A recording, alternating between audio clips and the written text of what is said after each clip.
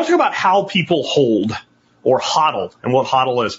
HODL, people say, stands for hold on for dear life, and I guess it's become what it is. The genesis of the term HODL actually goes back to a simple typo. A guy made a simple typo in the early days on the Bitcoin forums, and it just became a thing. But originally it was just a typo. But yeah, that's what I said. It means hold on for dear life. But what it really means is I ain't selling my freaking Bitcoin. I'm keeping my Bitcoin. I'm holding long term. I'm going to keep buying. I'm going to keep doubling down. I'm in this for, I have a long term time preference. That's what it really means. And when you're hodling, there's a few different ways to do it. One is on exchange. You all know how I feel already. I hate this. I think this is terrible. Here's my problem. I would say a exchange like Swan Bitcoin, for instance, or Strike, very secure. The odds that somebody's going to hack into my account and steal my Bitcoin, very, very low. Very, very low. That's not what I'm concerned about. Just think of what happened to Canadian truckers. So people were sending money to the truckers, and then they had their bank accounts frozen. One of the reasons we're in this, folks, is because nobody can take your Bitcoin. But what they can do is they can lock you out of your account that allows you to access Bitcoin that you think is yours, but it's not yours. It's the exchanges until you take it off. You're using a bank account, right? You're using a bank account if you're holding on exchange, and you shouldn't do it. And this is why. Let's say that I started the Jack Spirko Bitcoin Exchange, and I was running a large company, lots of employees. And maybe it's so big even that I go public, right? The Jack Bitcoin Exchange, right? Bitcoin Jack. And Survivalizer, I don't know his real name, but I would know his real name because I would do KYC. Let's say his name is Bill Gates III, right?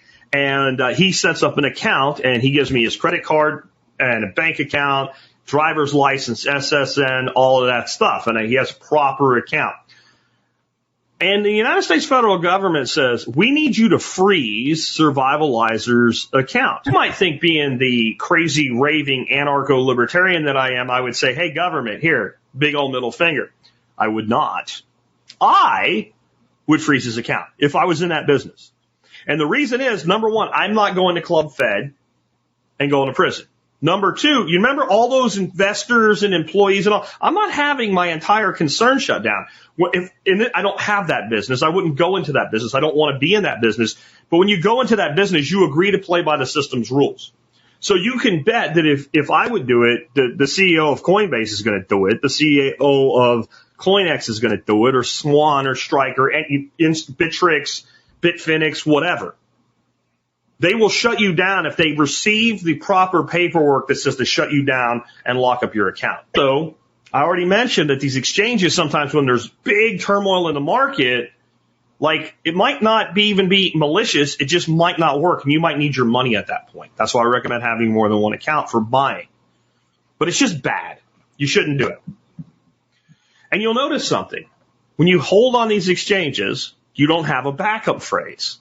This makes some people comfortable because if you don't have one, you can't lose one. We'll talk about how to make sure that doesn't happen in a bit.